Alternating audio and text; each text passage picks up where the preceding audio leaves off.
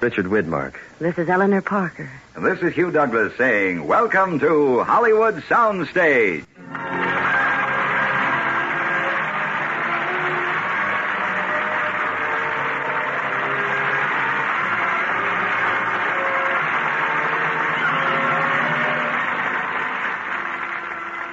Good evening, ladies and gentlemen. And just a word about our play tonight. James M. Cain is deservedly one of the great novelists of our time. Many of his stories have been translated into effective and sometimes disturbing motion pictures. But none, we think, with greater realism, with more savage power and brooding tenderness than the story we're going to do tonight. Hollywood Soundstage is proud to bring you transcribed Metro-Goldwyn-Mayer's magnificent picture, The Postman Always Rings Twice, starring Eleanor Parker, Richard Widmark, and the Screen Guild Players.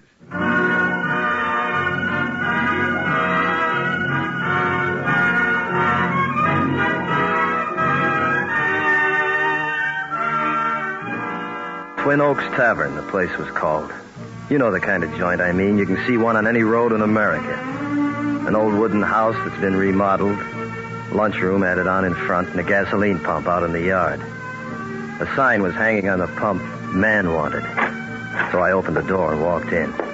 Yes? She was standing near the counter, dressed all in white. White and cool on that hot summer afternoon. And looking at me like I was dirt. Well? She didn't fool me, though, not even then. She was dynamite in a cake of ice. I knew it. And she knew I knew it. And when she found she couldn't stare me down. Something you want? Not a thing. I just work here. Since when? Since you asked. Well, the best way not to be working here is to try and be funny. Just remember that, Mr. Smart Guy.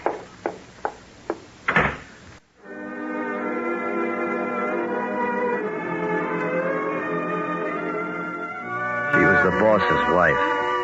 Her name was Cora Smith. And every chance she got, she showed me she didn't like me.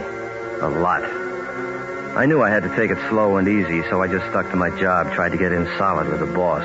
That part was a cinch. The poor guy had had so much trouble with help. By the end of a week, we were just like pals. Go ahead, Frank. Have some wine. We got to celebrate tonight. You're the boss, Nick. Cora, some wine for you? No, thanks. You're the one should be celebrating. You've been wanting that neon sign for 2 years. Frank, you ever see a finer sign than that? I never had. Honest, the way she kept begging for that sign... Nick, why don't you play something on the guitar? Yeah, why don't you, Nick? Sure. Maybe Cora will do a little dance for us. She's a wonderful dancer. No, I always feel silly dancing alone. Put on a record, Nick. I'll dance with you. Well, I'll put on a record, but no dancing. Not me. I keep telling her, Frank, I'm like a lot of smart men. My brains are not in my feet. How about me dancing with Mrs. Smith? No, thanks. I don't think I... Why not? Go ahead, Cora. I like to watch dancing. That was the first time I ever had my arms around her, right under Nick's nose. I didn't say a thing, neither did she. But I guess we both knew. Then all of a sudden, she pulled away. That's enough, Nick. Turn it off. But, Cora, you dance so nice together. It's too hot to dance. I think I'll drive down to the beach for a swim. Well, that's a good idea. You haven't been out of this place for a month. I'll go get my things. I won't be long. Say, Nick, why don't we all go for a swim? Oh, I don't swim very well, and the undertow's pretty strong. Yeah? Well, mind if I ride down in the car with her? Not if she doesn't. Thanks, Nick. Say, if that undertow's so strong, I'm going to stay close to shore.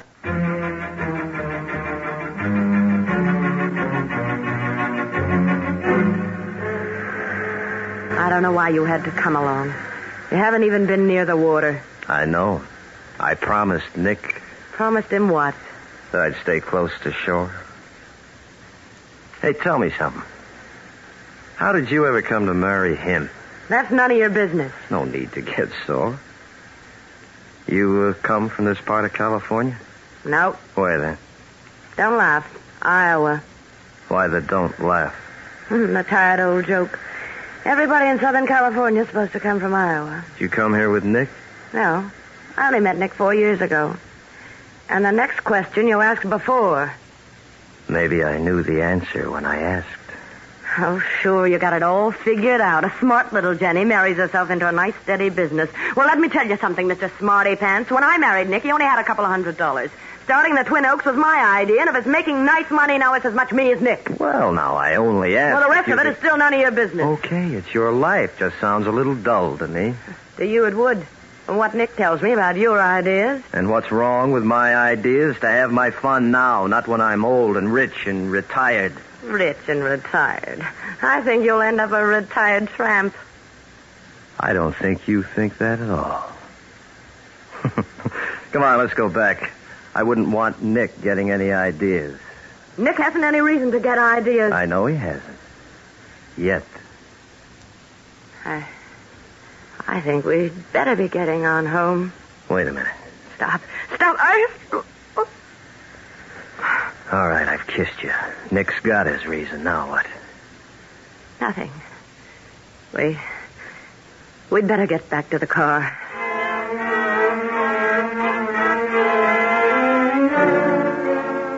Everything was fine that night.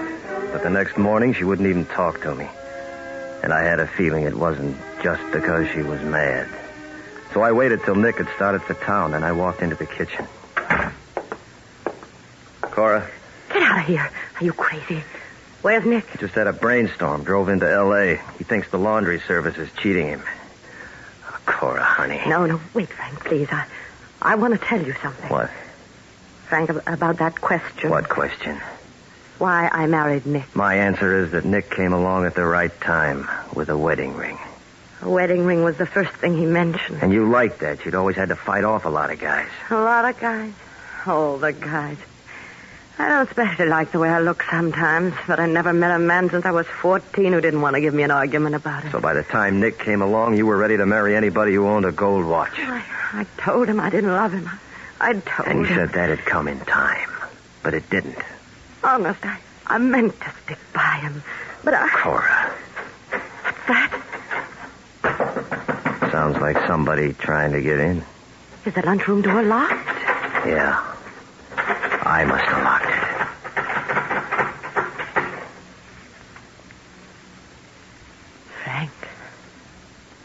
Frank, they've gone away.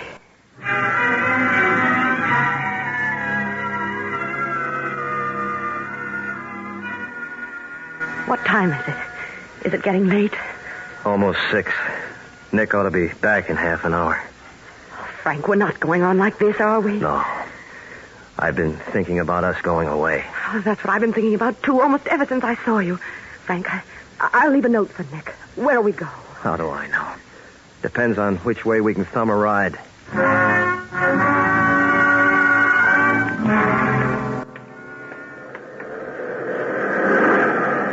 There goes another one whizzing by. Now, don't worry, Cora. We'll get a lift. When? I don't know which is more tired, my thumb or my arches. Well, wait a minute. Let's take time out. Here, sit down on the bag. Yeah. Now, let's have it, Cora. What's on your mind? Frank, if I divorce Nick, he'll never give me a nickel. He'll keep the Twin Oaks and everything. What do we care? Maybe it doesn't mean anything to you, but I want to be somebody. And the Twin Oaks is mine. If I walk out like this, I'll lose all I put in it, and I'll never be anybody's. Oh, I love you, Frank. I want you, but not this way. Not starting off like a couple of tramps. I'm going back. Okay, you're the boss. Please understand, it's only because I love you and... Oh, Frank. What's the matter now? The note I left for Nick. If he gets home before Where'd you leave it? In the cash register. It's the first place he'll look. Come on, and just forget about those arches.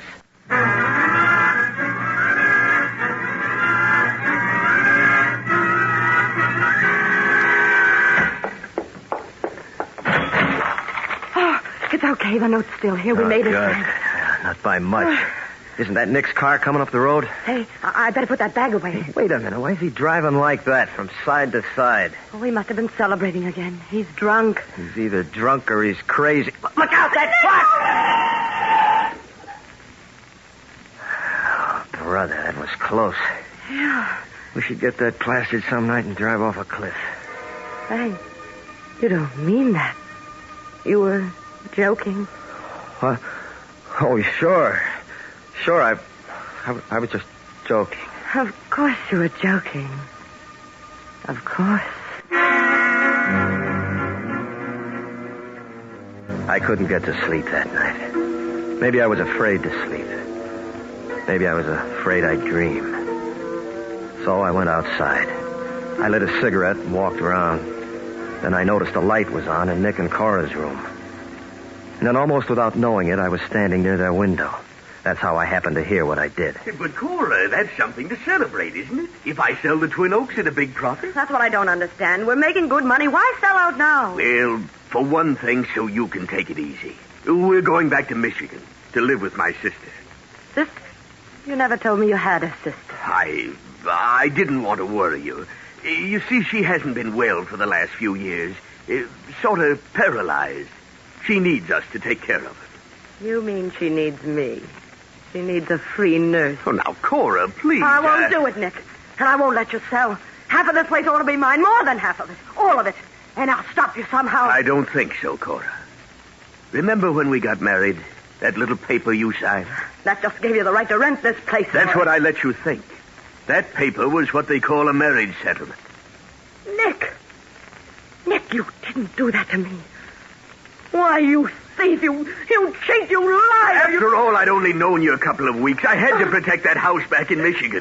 But since you don't care about my sister, that paper can cover the Twin Oaks, too. Oh, Nick.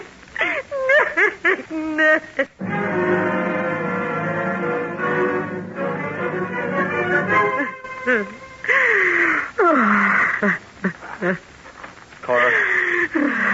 Cora, it's me.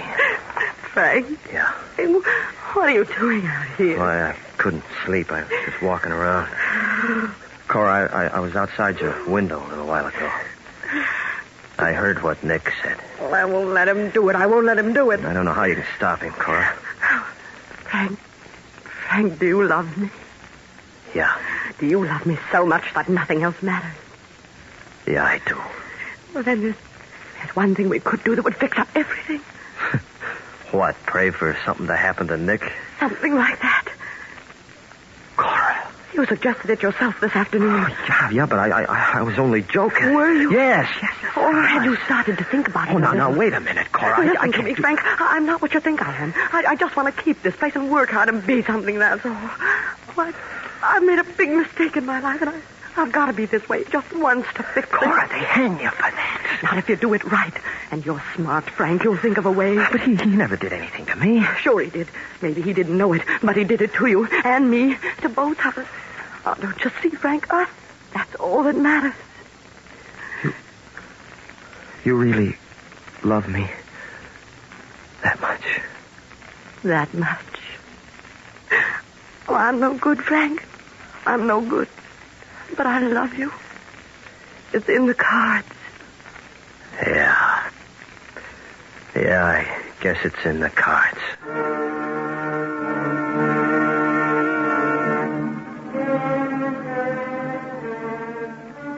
We didn't know how we were going to do it. We didn't have any plan. It was Nick himself who gave it to us. The next morning, he was feeling real good.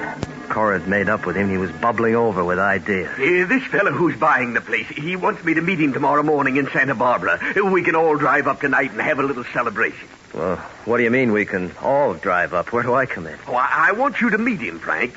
You see, I told him you'd manage the Twin Oaks for him. Yeah, I gave you a pretty good recommendation. Thanks. Well, he doesn't get the place until tomorrow. Anything we take in today is still ours.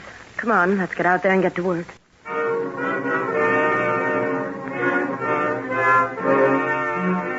That's how she was all afternoon. Quiet, cold, and deliberate. Until we had the plan all set and got ready to leave. Part of my job was to get Nick drunk.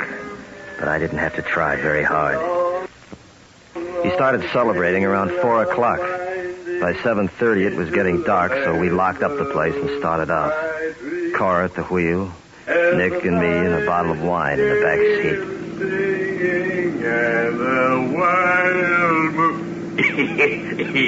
Come on, Frank. Let's have a little harmony, huh? Sure, go ahead, Nick. There's a long, long trail winding into... Hey, Cora, you're making the wrong turn. No, I'm not. The Stakes is right by Malibu Lake. I've always wanted to see it, Nick. Sure, why not? There's a long, long trail winding into the land of mine.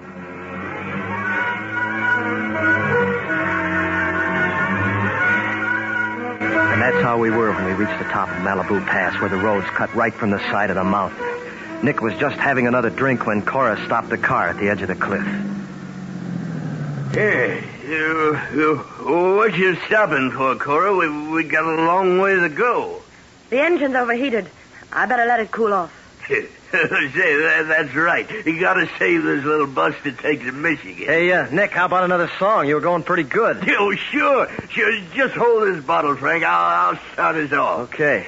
Pack up your troubles in your old kit bag and smile. Frank. Get out of the car, quick. Stand back, I'll have to jump. I left it in high. Good. We can roll it right off. Frank, jump!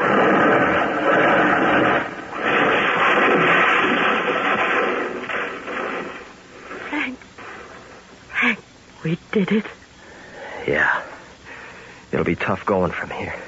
Sure you can go through with it? After seeing that, I can go through with anything. Okay. You'll have to muss up your dress, rip a couple of tears in it. Now I'll get down there, climb in the car, and rough myself up.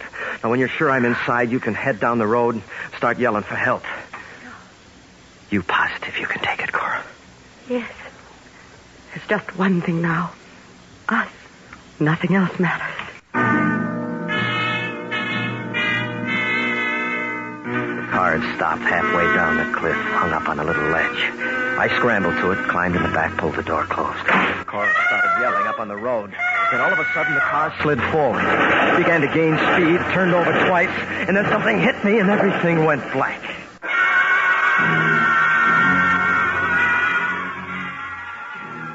When I woke up, I was in the hospital. First, the doctor was there, then the district attorney, a fellow named Sackett. He asked a lot of questions, wrote down everything I said. Then he opened the door and called to Cora. All right, Mrs. Smith, you can see him now. Thank you. Hello, Frank. How are you? Shaken up a little, Mrs. Smith. Your arm? The doctor says it's not broken. How are you? I missed getting hurt by a miracle. That was a crazy stunt your husband pulled, Mrs. Smith, reaching from the back and trying to grab the wheel. Poor Nick. He was so drunk. Well, I might as well get this report turned in. Chambers, you told the doctor you were driving. I was. Mrs. Smith told me she was at the wheel. I was. How about that, Chambers? Well, I don't know. It seems to me that I was driving, but, well, I guess I couldn't be sure. I guess I'd been drinking a little bit, too. Yeah. Saw the chemist report on your blood. You keep drinking like that for a few more years, and your blood's going to be 90 proof. I'm swearing off the stuff right now. Pretty good idea. You wouldn't want another accident like this. Next time, you might not get off so lucky.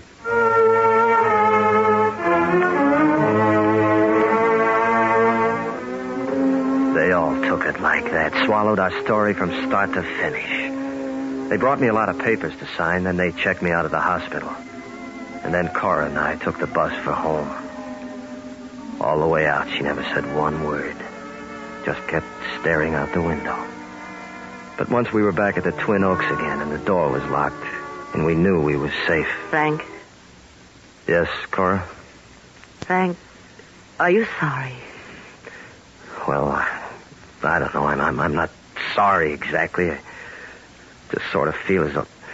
Cora, let's clear out of here. Let's go somewhere else, anywhere. And give up this place? Yes. After what I've been through to keep it? Not on your life. What's the matter, Frank?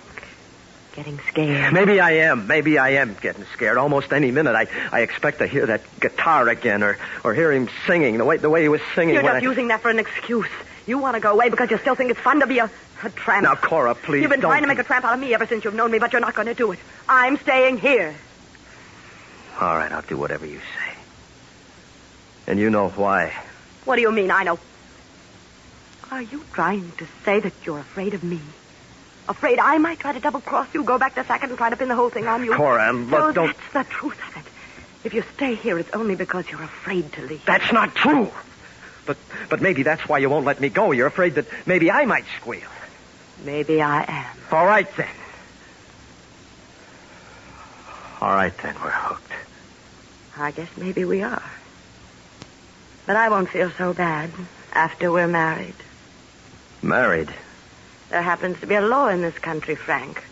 A husband and wife can't testify against each other. I think maybe we'll both feel safer that way. She didn't want to get married right away. She was afraid it might start people talking. So the next few weeks were pretty brutal. Her watching me watching her. Each of us scared of what the other might do. There were times when I thought I couldn't stand it any longer. And then one evening she came to me. I think we'll get married tonight, Frank.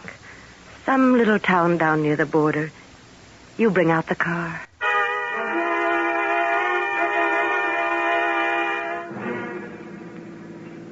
Frank. Yes, Cora. Frank, before we're married, I want to know something. And tell me the truth, because I'm going to tell the truth to you. What do you want to know? During these weeks, sometime you must have planned to run away. Why didn't you? Why didn't I? Because we're chained to each other, Cora. Ever since that night on the mountain. We were on top of a mountain, but it's been on top of us ever since that night. Is that the only reason you didn't go away? No. It was because of you and me. Don't say you love me now. Well, the funny part is, I do. No, that's not love, Frank. When fear comes into it, it isn't love anymore. It's hate.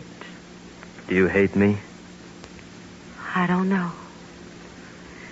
And I've got to know. I've got to know the truth.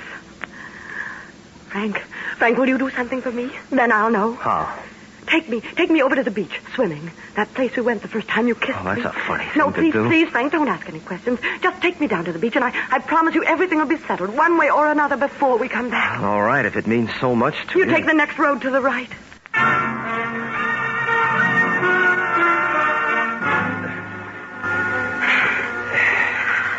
Cora, don't you think we're out far enough? There's a riptide tonight. Yes, I think this ought to be far enough. You tired? Very tired. How about you? I'm still all right. I swim better than you, but you're stronger. Frank, this is what I meant in the car. What? If you don't trust me completely, if you don't believe, I'd never turn on you. Cora. If you don't want me to go back with you, you don't have to. You can swim back by yourself. I'm too tired to make it. Nobody'll ever know. Cora, I wouldn't want to live without you. And Don't you say another word, honey. Just save your breath. I'll take you in.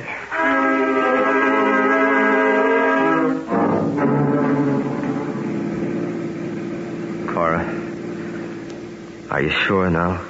I'm sure. I'm sure I love you. I'm sure we're going to be happy.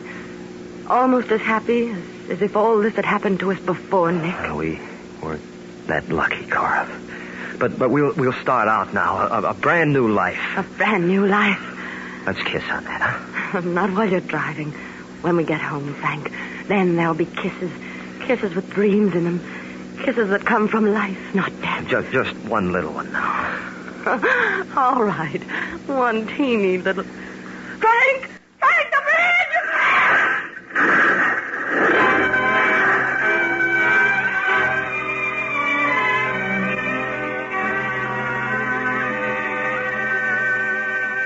Gentlemen of the jury, I tell you this man is a mad dog.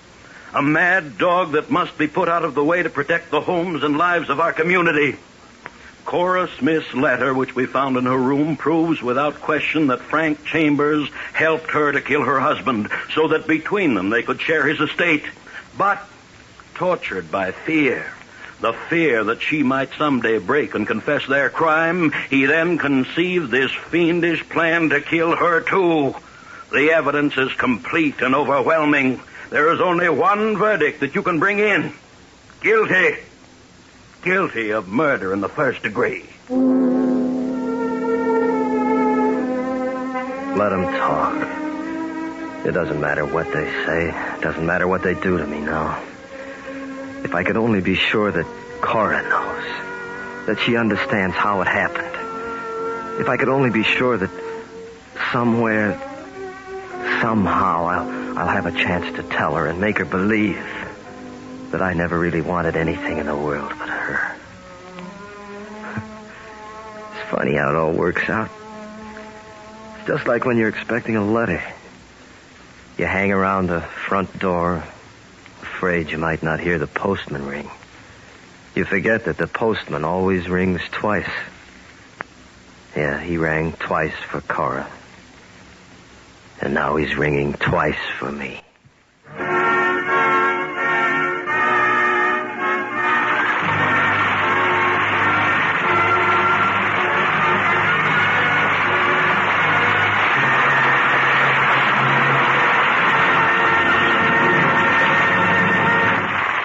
You have just heard the Hollywood soundstage production of Metro-Goldwyn-Mayer's great dramatic hit, The Postman Always Rings Twice. And now, here are the stars of our play tonight, Eleanor Parker and Richard Widmark. It's always a great privilege to appear here because this is our show. This radio program supports the greatest cause in our industry, the Motion Picture Relief Fund. And every actor in Hollywood is proud to share in that. Isn't that right, Eleanor? Absolutely, Dick. But why limit it to actors? Producers, writers, directors, they're all combining to make this half hour one of the highlights of the radio week. Good night, everybody, and thanks. Thanks again. Good night.